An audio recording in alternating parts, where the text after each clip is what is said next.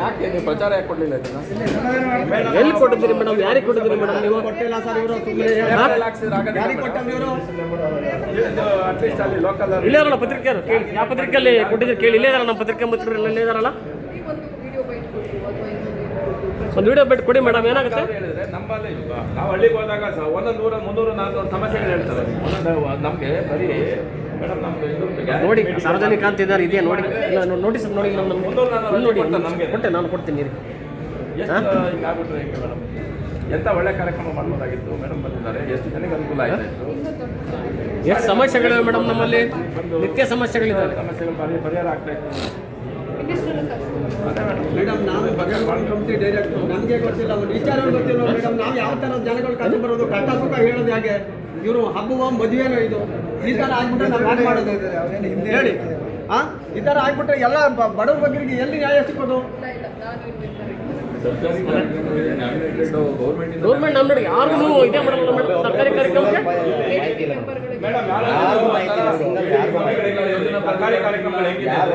ಇದು ಸರ್ವಾಧಿಕಾರ ದಬ್ಬಳಕೆ ಮಾಡ್ತಾ ಇದ್ರು. ನೀವು ಏನು ಸಮಾಚಾರ ನಿಮ್ಮದು? ದರ್ಬಾರ್ ಮಾಡೋರು ಅಂತಲ್ಲ ಮೇಡಮ್, ಆ ಥರದಲ್ಲಿ ಅವರ ಹೊಗಳ ಭಟ್ರು ಅವರ ಸೈಮಾಲಕರು ಕೂರಿಸ್ಕೊಂಡು ಕಾರ್ಯಕ್ರಮ ಮಾಡ್ತಾ ಇದ್ದಾರೆ. ಯಾಕೆ ಹಿಂಗೆ ಮಾಡ್ತಾ ಇದ್ದಾರೆ? ಎಲ್ಲಿ ಮಾಡ್ತಾ ಇದ್ದಾರೆ? ಅವರು ನಗರಾಭಿವೃದ್ಧಿ ಪ್ರಾಧಿಕಾರದ ಅಧ್ಯಕ್ಷರು. ಇದುವರೆಗೆ ಒಂದು ಮೀಟಿಂಗ್ ಅವ್ರು ನೋಟಿಸ್ ಕೊಟ್ಟಿದ್ರು, ಅವ್ರ ಹೆಸರು ಹಾಕಿದ್ದೀರಾ ಮಾಂಪ್ಲೆಟ್ಸ್ ಅಲ್ಲಿ? ಎಲ್ಲಿದೆ? ಯಾರು ಹಾಕಿದ್ದಾರೆ? ಅದೆಲ್ಲ ಮೊಬೈಲಲ್ಲಿ ಇಟ್ಕೊಂಡ್ಬಿಟ್ಟು ಹಂಗಲ್ಲ ಅದು. ADP ಮೆಂಬರ್ಗಳು ಕರೆದಿದ್ದೀರಾ? ಎಷ್ಟು ಆಭಾಸ ಮಾಡಿದ್ದೀರಿ? ದಲಿತ ಮುಖಂಡರುಗಳು ಯಾರು ಇಲ್ವಾ? ವೇದಿಕೆ ಮೇಲೆ ಯಾರು ಕರೆದಿದ್ದೀರಾ? ಯಾರಿಗೆ ಕೊಟ್ಟಿದ್ದೀರಾ? ಮಾಡ್ಬೇಕಲ್ಲ. ಏನು ಮಾಡಿದ್ದೀರಿ?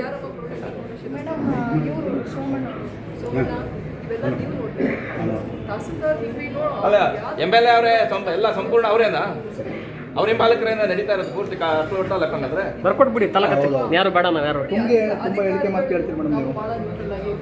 ಯಾಕಂದ್ರೆ ನಮಗೆ ಕೊನೆಗೆ ಏನಾಗಬೇಕು, ಜನರಿಗೆ ಕೆಲಸ ಆಗಬೇಕು, ಶಾಂತಿಯುತವಾಗಿ ನಡೀಬೇಕು, ಮತ್ತೆ ಅಲ್ಲಿ ಸರ್ಕಾರದ ಯೋಜನೆಗಳು ನೀವು ಯಾವುದೇ ಕಾರ್ಯಕ್ರಮಗಳು ಮಾಡಬೇಕಾದ್ರೂ ಸಹ ಯಾಸ್ ಪರ್ ದ ಪ್ರೋಟೋಕಾಲ್ ಏನಿದೆ ಒಂದು ಪಟ್ಟಿ ಮಾಡಿಸ್ಬೇಕು. ಯು ಹ್ಯಾವ್ ಟು ಎನ್ಶೋರ್ ಎಲ್ಲರಿಗೂ ಅದು ಮುಟ್ಟಿದೆ.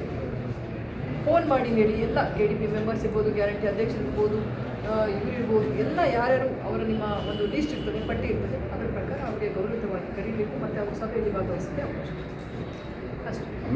ಅಂಬೇಡ್ಕರ್ ಅಟ್ಲೀಸ್ಟ್ ನಮ್ಮನ್ನು ಮಾತಾಡ್ಬೋದು ಯಾರಿಲ್ಲ, ಬಂದು ಒಳಾರ್ಪಣೆ ಮಾಡಕ್ ಬಂದಿದ್ದೀವಿ.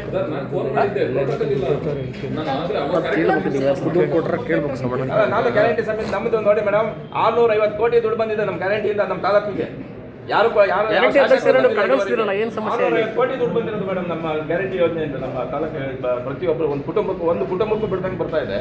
ನೀವು ಅಟ್ಲೀಸ್ಟ್ ನನ್ನಲ್ಲಿ ಮೀಟಿಂಗ್ ಇದು ಜನಸ್ಪಂದನ ಕಾರ್ಯಕ್ರಮ ಇದೆ ಅಂತಲೇ ಗೊತ್ತಿಲ್ಲ ನನಗೆ. ನಾನು ಅಲ್ಲಿ ಬಂದಾಗ ಇವರು ನಿವೃತ್ತ ನೌಕರರ ಸಂಘಕ್ಕೆ ಬಂದಾಗ ಅವ್ರು ಹೇಳ್ತಾ ಇದ್ದಾರೆ, ಮೇಡಮ್ ಬಂದಿದ್ದಾರೆ ಸರ್, ಹೋಗಿ ಮಾತಾಡೋಣ, ನೀವು ಬನ್ನಿ ಅಂತ ಹೇಳಿ ಕರೀತಾರೆ. ಹಿಂಗಾದ್ರೆ ಹೆಂಗೆ ನಡೀತಾ ಇದೆ ತಾಲೂಕು? ಏನು ಎಲ್ಲಿಗೆ ಹೋಗ್ತಾ ಇದೆ? ಏನು ಸಾಮಾನ್ಯ ಜನತೆಗೆ, ಹಳ್ಳಿ ಜನಕ್ಕೆ ಹೆಂಗೆ ಗೊತ್ತಾಗ್ತದೆ?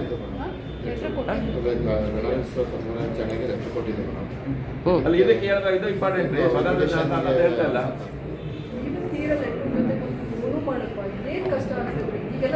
ಇದು ಗೊತ್ತೇ ಇಲ್ಲ, ಕೊಟ್ಟಿಲ್ಲ ಬರೀ.